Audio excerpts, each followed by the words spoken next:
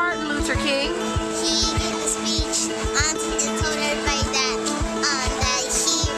he gave everybody freedom. Martin Luther King was a nice guy, and he had a big dream for everyone to be nice to each other. Martin Luther King is special because he was the one to tell other people to be peaceful, so everybody doesn't have to fight them. Martin Luther King gave us freedom.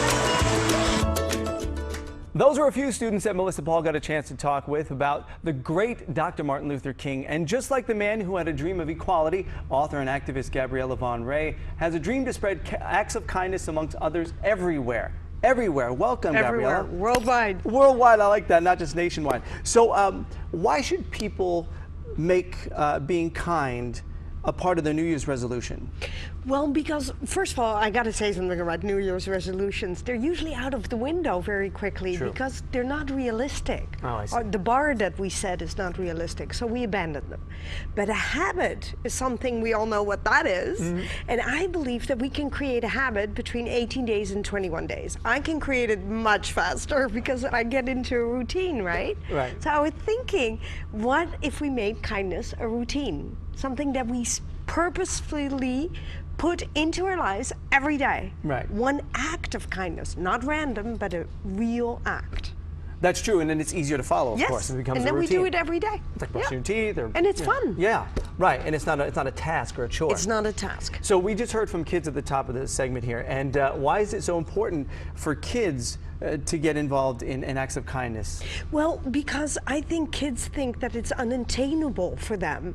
I think they see celebrities and they think, oh, Martin Luther King, he was so inspirational, but they don't realize that they can do it too. So Right. my slogan for the ball is one moment, one person, one moment, one kindness, be the difference. And by doing that, I think if the kids would understand that one act of kindness of them could have lasting effects, just like Martin Luther King, because he didn't know either when he started, that his kindness and his more than tolerance for everyone would leave a living legacy like it has. Yeah, you really don't know when you start No. out. You just do it. Like if you do You a just movie, do you're it. not sure the impact. Yeah. So this is really exciting. This is the first appearance that you have with us out of The first four. of four. 4 out of 4. Every right? Friday. Okay, this is exciting. So I'm Yes. glad you're here.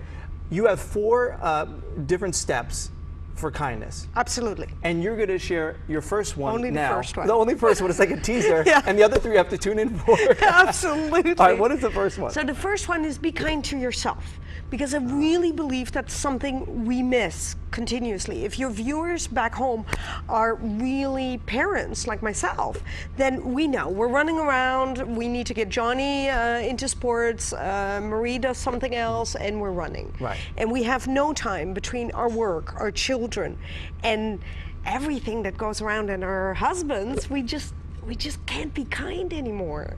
And so we have this impatient attitude, and what does the rest of the world do? They react to us.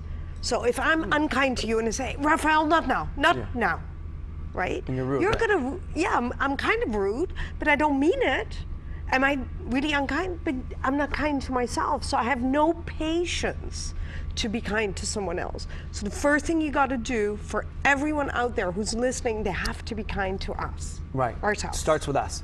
Yes. What is the difference between a random act of kindness and a purposeful act of kindness? That's hugely important. The first one is, for example, if I see an old lady in the street or someone in the supermarket, I will help them carry it.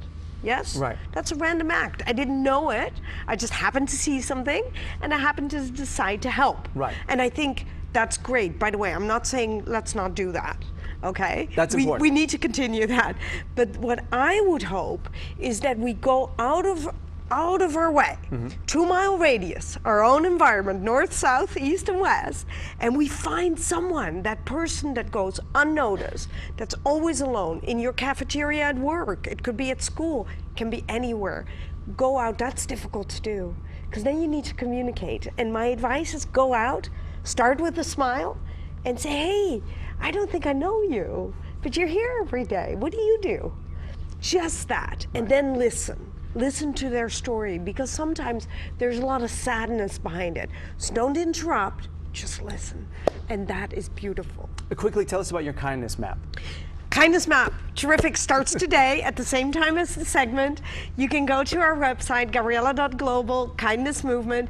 You can tell your own story. There are already 3 stories on there. We hope it goes worldwide. Tell us anything. You can be the recipient of kindness, or you can be the one that gave it. It doesn't matter. That is all we want you to do. And last but not least, just one real quick thing. Gifts, money, and food is something, and kindness is something that we love to be the recipient of, but we don't give it back. True. So kindness is the only free thing that we have to give. I love it. Can't wait to your next appearance on the show. Thank you, Gabriella.